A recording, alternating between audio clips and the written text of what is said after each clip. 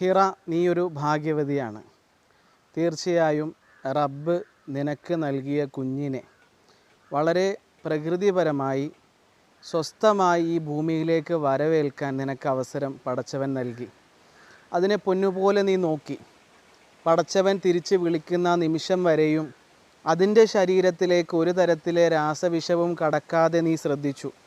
സ്വസ്ഥമായി അത് ഈ ഭൂമിയിൽ നിന്ന് വിടവാങ്ങുമ്പോഴും അതിനു മുൻപും നിൻ്റെ മാറോട് ചേർത്ത് അതിൻ്റെ ആഹാരം നീ നൽകി. തീർച്ചയായും നീ ഭാഗ്യവതി തന്നെയാണ്. ഒരുപാട് അസൂയാലുക്കൾ ഈ വിഷയത്തിൽ നിന്നെ കുറ്റപ്പെടുത്തിയേക്കാം. കാരണം സ്വാഭാവികമായും ഇന്ന് ഇത്തരം ഉത്തരവാദിത്തങ്ങൾ നിർവഹിക്കാതെ വേറെ ആരെയോ സംതൃപ്തിപ്പെടുത്താൻ വേണ്ടി തൻ്റെ മക്കൾക്ക് എന്തെങ്കിലും അസ്വസ്ഥത വരുന്ന സമയത്ത് ആരും ഗ്യാരണ്ടി നൽകാത്ത പല വിഷങ്ങളും ചികിത്സ എന്ന പേരിൽ കുഞ്ഞുങ്ങൾക്ക് കൊടുത്ത് അപകടം വരുത്തുന്ന ഒരവസ്ഥയിൽ നിൻ്റെ കുഞ്ഞിനെ നീ കൊണ്ടുപോയില്ല.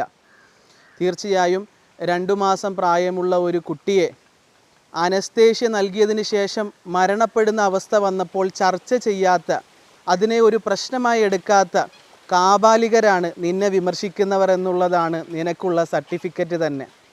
30,000-ഓളം കുഞ്ഞുങ്ങളെ കുറഞ്ഞ വർഷങ്ങൾക്കിടയിൽ ഉദരത്തിനുള്ളിൽ വെച്ച് ആ ജീവനെ ഹനിച്ച സംവിധാനത്തിൽ നിൽക്കുന്ന ആളുകളാണ് നിൻ്റെ കുഞ്ഞ് വിട പറഞ്ഞപ്പോൾ നിന്നെ കുറ്റപ്പെടുത്തുന്നത്. ഹിറ, നിനക്ക് പൂർണ്ണമായ ഐക്യദാർഢ്യം നിൻ്റെ എല്ലാ നന്മകളിലും ഒപ്പമുണ്ടാകും ഇൻഷാ അല്ലാഹ്.